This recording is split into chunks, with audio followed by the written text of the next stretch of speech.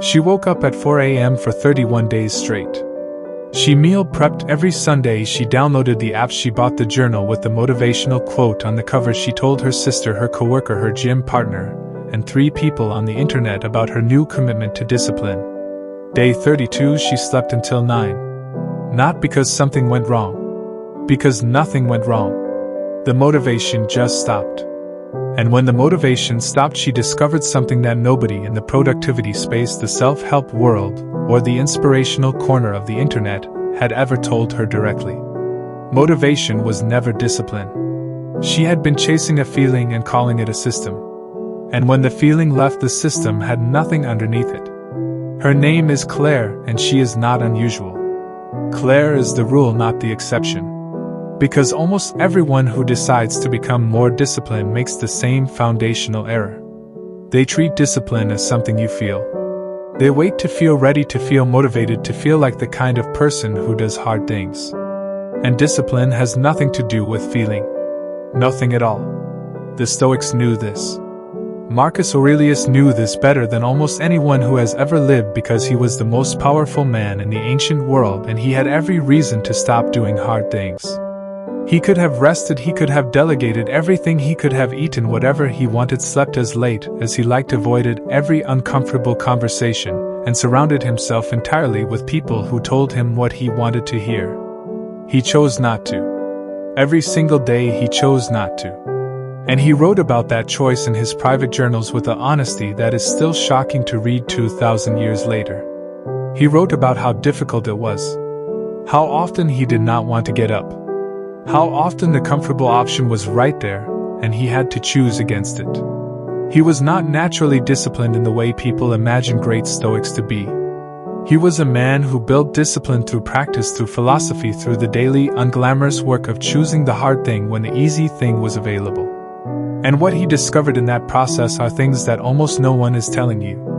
Not the version that sells. The version that is actually true.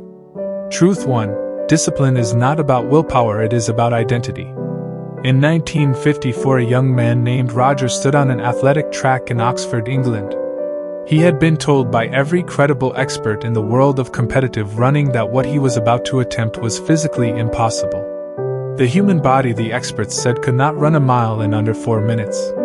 The bone structure, the lung capacity, the cardiovascular system, the basic physiology of the human animal simply did not permit it. It had been tried for decades by the best runners on earth. None had done it. The 4-minute mile was considered a hard biological ceiling, not a record waiting to be broken. Roger Bannister was not a full-time athlete. He was a medical student. He trained in 30-minute sessions because his medical studies left him no more time than that. He did not have the resources of a national program, the coaching staff of a professional team, or the training hours of the athletes who had attempted this barrier before him. What he had was something different. He had decided he was the kind of person who would break it. Not that he wanted to break it. Not that he was going to try to break it. That he was the kind of person for whom breaking it was simply the next expression of who he already was. On May 6, 1954, Roger Bannister ran the mile in 3 minutes 59.4 seconds. 46 days later, an Australian runner named John Landy broke Bannister's record. Within 3 years, 16 other runners had broken the 4-minute barrier. The barrier that no human body could cross was crossed by 17 people in 3 years, the moment one person demonstrated that the identity of someone who crossed it was available. The experts were wrong about the physiology.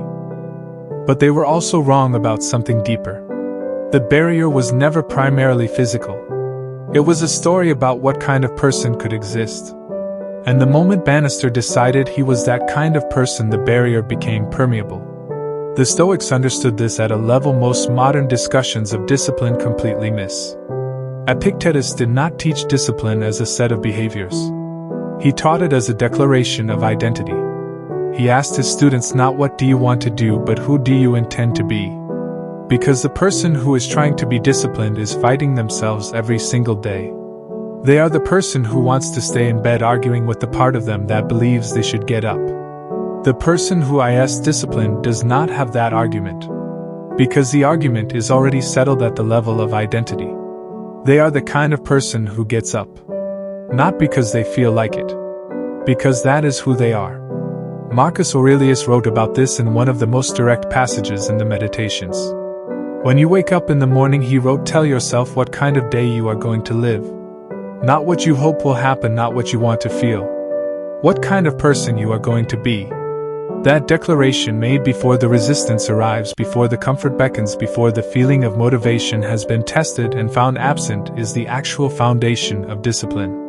Claire ran for 31 days on motivation. If she had been running on identity, she would still be running. Truth 2. The enemy of discipline is comfort, not laziness. There was a Roman senator in the 1st century named Publius Petronius Arbiter, who historians believe wrote one of the most unusual novels to survive from antiquity. But Petronius is not remembered for his writing. He is remembered for how he lived. He was a man of extraordinary refinement and sophistication. He surrounded himself with beauty and comfort and pleasure of every kind. He was famous throughout Rome for never doing anything that felt unpleasant. He ate only what was delicious, he wore only what was exquisite, he attended only the events that were interesting, he maintained only the relationships that were entertaining. He was comfortable. And he produced almost nothing of lasting consequence. He drifted through one of the most intellectually fertile periods in Roman history, contributing nothing durable because comfort had robbed him of the edge that produces real work. Seneca, who knew men like Petronius well, wrote about this pattern with the kind of controlled fury that makes his letters still feel urgent 2,000 years later. It is not the man who has too little who is poor, he wrote, it is the man who craves more. And the craving he was most concerned with was not the craving for money or status or recognition. It was the craving for comfort. Because comfort, unlike money or status, does not announce its damage. It arrives gently, it feels like a reward, it presents itself as the natural destination of all the effort you have been putting in. And then quietly, slowly, without any single dramatic moment of failure, it removes your capacity for the difficult thing. Not all at once. A little at a time. The cold shower you skip once becomes the cold shower you never take again. The hard conversation you postpone once becomes the hard conversation that never happens. The early morning you trade for 30 more minutes in bed becomes the morning you no longer wake up early. Comfort compounds. The more you have of it, the more you need of it, and the less capable you become of functioning without it. This is the brutal truth about discipline that nobody wants to say directly. The enemy is not your laziness. Lazy people are actually easier to work with philosophically because they know what they are. The enemy is your comfort. The legitimate, hard-earned, reasonable comfort that you have decided you deserve. Because that comfort is not neutral. It is active. It is eroding you right now, even as you feel like you are simply resting. Marcus Aurelius had a practice the Stoics called ascesis. Voluntary hardship. He would deliberately choose the uncomfortable option when the comfortable option was available. Not as punishment. Not as performance. As training. He slept on a hard surface when a soft one was available. He ate plainly when richness was on offer. He chose the cold when warmth was waiting. Not because cold surfaces and plain food and cold air are virtuous in themselves, but because the repeated choice of discomfort keeps something alive in a person that comfort slowly kills. The knowledge that you can. The lived experience of choosing hard when easy was right there. And having survived it. And having found it survivable. That knowledge is the actual foundation of discipline. Not the feeling of motivation. The knowledge built through repetition that you are the kind of person who chooses hard. Petronius never built that knowledge. He chose comfort every time.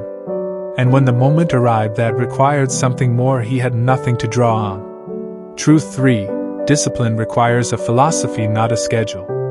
In 1847, a woman named Harriet was standing in a field in Maryland. She was enslaved. She had been for her entire life. And she had decided that she was going to walk to freedom. Not because a plan had fallen into place. Not because the conditions were finally right. Not because she had a guaranteed route, a guaranteed guide, a guaranteed outcome. She had none of those things. What she had was something that no external circumstance could give her or take from her. A philosophy. A set of beliefs so deep and so settled that they had become indistinguishable from who she was. She believed that freedom was her right, not her hope. She believed that she was responsible for claiming it, not waiting for someone to grant it. She believed that the risk of trying and dying was preferable to the certainty of remaining. And she believed that once you had decided to go, you went all the way. You did not turn back when it became frightening.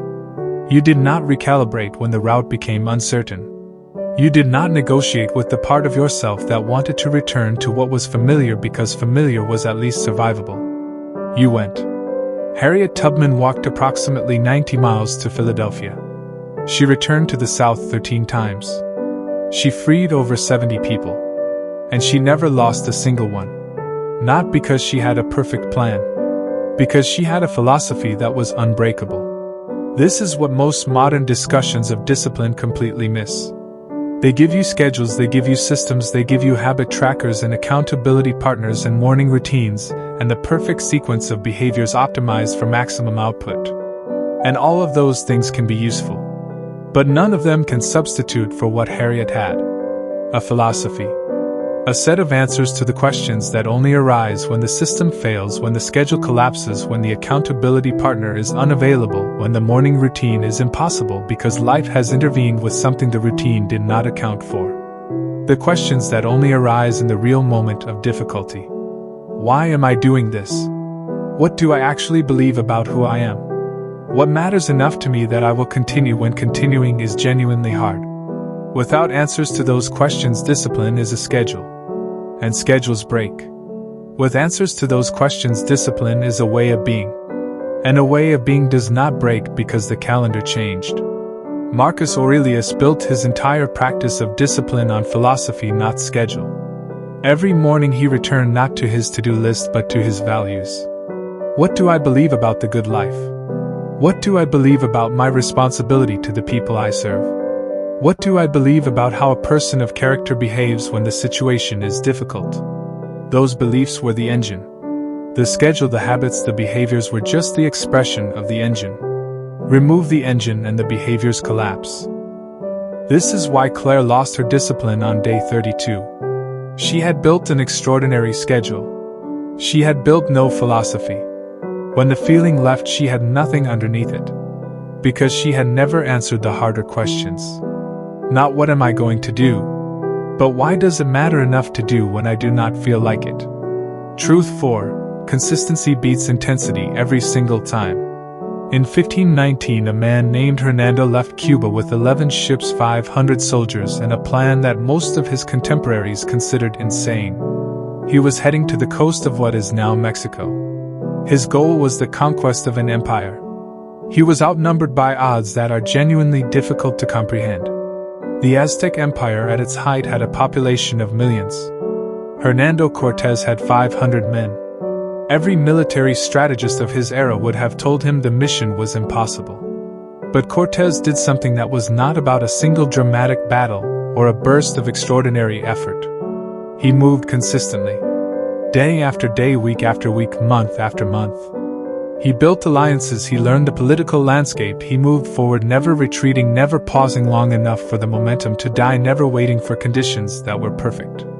He was never the most powerful force on any single day. But he was more consistent than anyone who opposed him. And over time, consistency did what it always does. It compounded. Each day of movement built on the last until the accumulated weight of consistent forward motion became something that no single superior force could stop. Now the historical and moral dimensions of what Cortés did are complicated, and the harm he caused was real and enormous. But the principle his campaign demonstrated is pure and undeniable. Consistency compounds in a way that intensity never can. Most people approach discipline the opposite way. They go hard for a week, they sprint, they do everything, they are maximum effort, maximum commitment, maximum output. And then they crash. And in the crash, they lose not just the momentum of the sprint. They lose ground. Because recovery from a sprint requires rest, and in the rest the habits begin to dissolve, the identity begins to soften, the distance between who they were being and who they normally are begins to close. And they have to sprint again to get back to where they were. Sprint, crash, recover, sprint, crash, recover. That is not discipline. That is intensity cycling. Discipline is the person who does the thing every single day at a level that is sustainable. Not the maximum possible level. The sustainable level. The level that can be repeated tomorrow and the day after and the day after that without requiring a recovery period that undoes the work. Marcus Aurelius did not have dramatic days of extraordinary discipline followed by collapse. He had the same practice every day. The same morning reflection, the same questions, the same commitment. Not exciting, not dramatic, not the kind of thing that makes for an inspirational montage. Just present, consistent, reliable, repeated. Epictetus said it this way. First say to yourself what you would be and then do what you have to do. Not what you are capable of on your best day. What you will do every day. Because what you will do every day is the actual measure of who you are. Not the person you are during the sprint.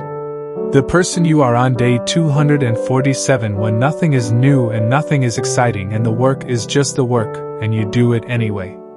That person is the disciplined person. Claire could have run every third day for 3 years at a pace that did not require heroism. Instead, she ran every day at a pace that required motivation. And motivation ran out. Truth 5. Discipline means mastering your thoughts before your actions. There was a prisoner of war held in North Vietnam for over 7 years.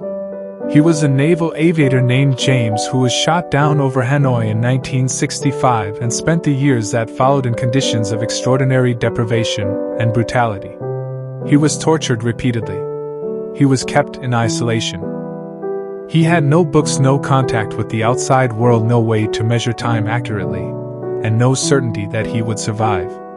And in those conditions, James Stockdale did something that saved not just his own life but the psychological survival of many of the prisoners around him. He built an interior discipline so powerful that his captors could not reach it. Not by force of will alone, by philosophy.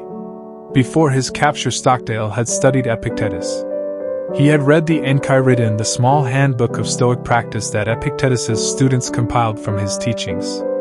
And in the prison camp in the darkness and the pain, he ran those teachings like software on the hardware of his survival. He separated with absolute precision what was in his control and what was not. His body was not in his control. His captors could do with it what they wished. His sleep, his food, his movement, his communication with the outside world, all of it outside his control. But his judgments, his values, his integrity, the story he told himself about who he was and why, none of that was in their control. And by putting his entire energy into the thing that was in his control and completely releasing the thing that was not, he found something his captors could not take. Peace. Not happiness. Peace. The settled knowledge that whatever they did to him, he remained himself. He returned to the United States in 1973 and went on to become a vice admiral and later a candidate for vice president. He said in interviews afterward that Epictetus had kept him alive. Not metaphorically. Literally. Because the alternative to the Stoic mental discipline he practiced was despair. And despair in that environment killed people. This is the brutal truth about discipline that strikes deepest. Most people think discipline is about controlling behavior. It is not. Behavior is downstream of thought. And thought is downstream of identity and philosophy. The person who has mastered their thoughts does not need to white-knuckle their behavior into compliance. Their behavior simply follows from who they have decided to be and what they have decided to believe. The person who has not mastered their thoughts cannot sustain disciplined behavior regardless of how sophisticated their habit system is. Because the thought always wins eventually. The thought that says this is too hard. The thought that says you deserve a break. The thought that says just this once. The thought that says nothing you do really matters anyway. Those thoughts are not occasional visitors. They are the default programming of the undisciplined mind. And no schedule, no app, no accountability partner can override them. Only a practice of deliberate thought examination and replacement can. Marcus Aurelius practiced this every morning. He would examine the thoughts he was carrying into the day. Are these thoughts accurate? Are these thoughts useful? Are these thoughts consistent with who I have decided to be? If not, he replaced them. Not with positive thinking. With accurate thinking. Because positive thinking is just another flavor of delusion. Accurate thinking is the Stoic practice. Looking at the situation as it is without catastrophizing and without minimizing, and asking what is actually true here and what response does truth require. Stockdale in his prison cell could not afford delusion. The men who believed the war would be over by Christmas died. He watched them die. Not from injuries. From the collapse of false hope. The men who survived were the ones who faced the brutal truth of their situation without being destroyed by it. Because they had mastered their thoughts. Not suppressed them. Mastered them. Truth 6. The most disciplined people embrace failure as data. In 1914, the most famous inventor in American history was 67 years old, and he was watching his life's work burn to the ground. Thomas Edison's laboratory and factory complex in West Orange, New Jersey caught fire on a December evening and burned for most of the night. The buildings contained decades of worker-replaceable prototypes, research notes that existed nowhere else, equipment that had taken years to develop and perfect. Edison's son Charles found his father standing outside watching the fire. He expected to find a man who was devastated. Instead, he found Edison with his hands in his pockets watching the flames with what Charles described as genuine fascination.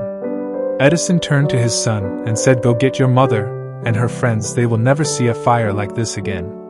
When Charles asked how he could be so calm, Edison said, "Something wonderful will come from this. I always feel sorry for people who do not read the newspapers because they miss so much of the real story."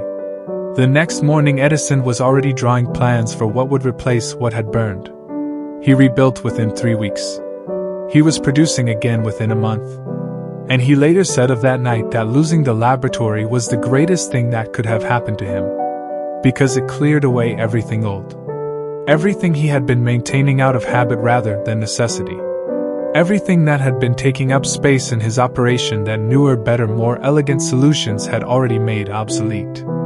The fire had not destroyed his work. It had cleared the ground for the next phase of it. This is not a natural response to catastrophic loss. It is a practiced one. Edison had spent decades training himself to experience failure not as verdict but as information. Not as evidence that something was wrong with him. As data about what the next attempt needed to include or exclude. He had failed thousands of times in the development of the light bulb alone. He had famously said that he had not failed 10,000 times in that process. He had found 10,000 ways that did not work. That reframe is not merely cheerful spin. It is a philosophical stance toward failure that completely changes how failure registers in the nervous system. When failure is verdict, it is unbearable. When failure is data, it is useful. The Stoics had a practice around this that they called amor fati. Love of fate. Not acceptance of fate, not tolerance of fate, not resignation to fate. Love. The active, enthusiastic embrace of everything that happens, including and especially the difficult things, because the difficult things are where the growth is. Marcus Aurelius wrote about this with a clarity that requires no interpretation. The impediment to action advances action. What stands in the way becomes the way. Not what stands in the way will eventually be overcome if you persist. What stands in the way becomes the way. The obstacle itself is the path. The failure itself is the curriculum. The loss itself contains within it the thing you needed to learn that success would never have taught you. Claire losing her discipline on day 32 was not a failure. It was the data she needed to understand that she had been building on the wrong foundation. The question was never whether she would receive that data. The question was whether she would treat it as verdict or curriculum. Truth 7. Discipline without purpose is just suffering. In 1847, a young woman from Lowell, Massachusetts was working 14-hour days 6 days a week in a textile mill. Her name was Lucy, and she was one of tens of thousands of young women who had come from New England farms to work in the new industrial economy. The work was brutal. The noise was deafening, the air was thick with cotton fibers that damaged lungs, the hours were punishing, the pay was barely sufficient, the conditions would by any modern standard be considered exploitative, and the extreme. Lucy worked with complete discipline. She never missed a shift, she never arrived late, she never complained to the overseers, she produced her quota every single day without fail. And she was miserable. Not because discipline is inherently miserable. but because her discipline was pointed at nothing that belonged to her. She was disciplined in service of someone else's purpose, someone else's profit, someone else's vision of what her life and her labor were for. This is the version of discipline that most of the modern world sells. Show up, work hard, produce, do not complain, be consistent, be reliable. And the implicit promise underneath all of it is that if you are disciplined enough in service of the system will eventually reward you with something that feels like your own life. It usually does not. Because discipline without purpose that is genuinely yours is not discipline. It is compliance.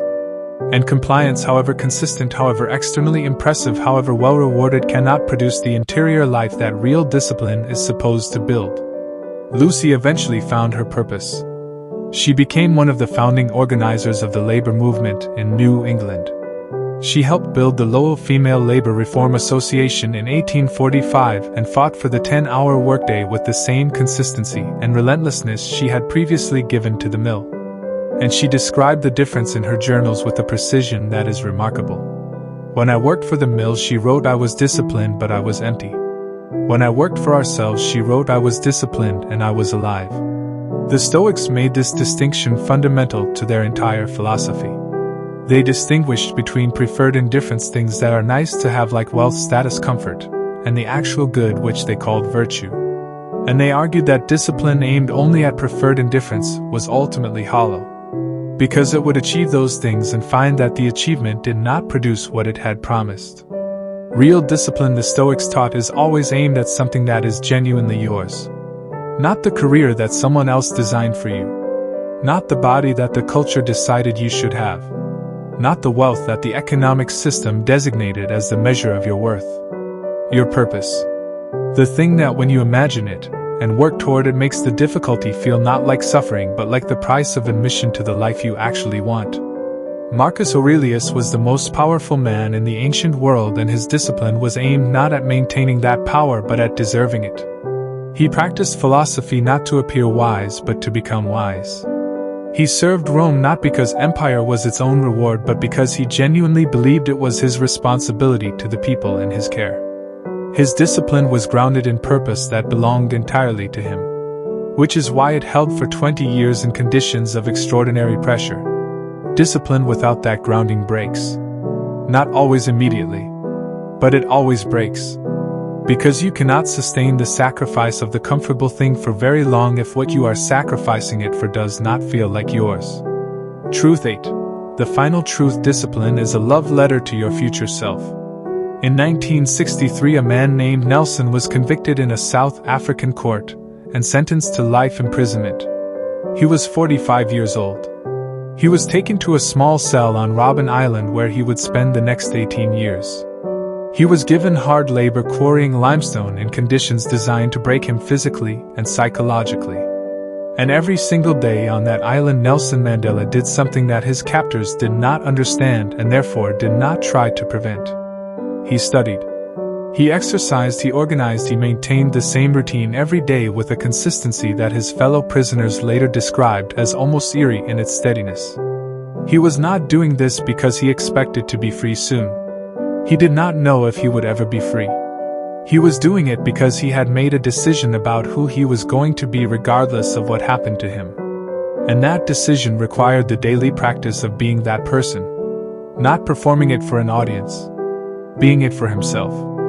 For the man he intended still to be when the situation changed. And when the situation changed in 1990, when he walked out of Victor Verster prison after 27 years and was met by the entire world's attention, Nelson Mandela did not emerge broken or bitter or diminished. He emerged ready. Because he had spent 27 years staying ready. Not for freedom specifically. For himself. For the full expression of who he had been building himself to be through the daily discipline of study and exercise and maintained dignity and preserved purpose. That is what discipline at its deepest level actually is. It is not the absence of feeling. It is not grinding through misery with clenched teeth. It is not the performance of toughness for an audience that may or may not be watching. It is a love letter to your future self. Every morning that you choose the hard thing over the easy thing, you are writing to the person you will be in 5 years and telling them, I saw you, I believed in you, I prepared for you. Every day that you maintain your practice when no one is watching and nothing external is rewarding you, you are depositing something in an account that your future self will one day draw on. Marcus Aurelius understood this so completely that it permeates every page of the Meditations. He was not writing for an audience. He never intended those journals to be published. He was writing to himself, reminding himself daily who he was, who he intended to be, and what that required of him today. Not someday. Today. The most famous line in the entire work is the simplest. You have power over your mind, not outside events. Realize this, and you will find strength. He was not talking about Stoic detachment from the world.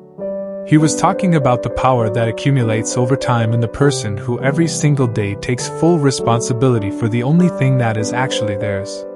Their mind, their response, their discipline, their character. That power is not dramatic. It does not trend. It does not get celebrated in the moment it is being built. It is quiet and private and unglamorous, and it compounds over years into something that the world eventually encounters as extraordinary without understanding where it came from. It came from the daily choice. The choice Bannister made every morning at the Oxford track when the 4-minute barrier was still supposedly impossible. The choice Tubman made every time she went back south when she did not have to. The choice Stockdale made in his prison cell when despair was available and philosophy was harder. The choice Mandela made every day on Robben Island when the limestone dust was in his lungs and freedom was a theoretical concept, and the only thing he could control was who he would be in the next hour. The choice Marcus Aurelius made every morning before the empire needed him. That choice is available to you. Right now. Today. Not when you feel like it. Not when the conditions are right. Not when the motivation arrives. Now. Claire woke up on day 33. She did not reach for the journal with the motivational quote on the cover. She did not open the app, she did not check in with her accountability partner, she did not try to resurrect the feeling of motivation that had carried her through the first 31 days. She sat with the question she had never asked. Not what am I going to do? Who am I going to be? She sat with it long enough to answer it honestly. And then she got up. Not because she felt like it. Because she had decided. That decision is not dramatic. It does not photograph well. It does not make for an inspirational story in the moment it happens. But it is the only decision that actually matters. Because motivation is a weather system. It comes and goes based on conditions you do not fully control. Identity is a foundation. It does not move when the weather changes. The brutal truth about discipline is that no one can build it for you. Not a system, not a schedule, not a program, not a person. They can give you tools. But the work is yours. The daily, unglamorous, private work of choosing who you are when the comfortable choice is right there. Of maintaining the practice when no one is watching and nothing is rewarding you. Of writing the love letter to your future self one hard morning at a time. Marcus Aurelius did it. Every morning. For 20 years. On the throne of the most powerful empire in the ancient world with every comfort available and every reason to stop. He chose. You can choose too. Not perfectly. Not without failure. Not without the days when you get it completely wrong and have to start again. But consistently. Day after day. In the direction of the person you have decided to be. That is the whole of it. That is all discipline has ever been.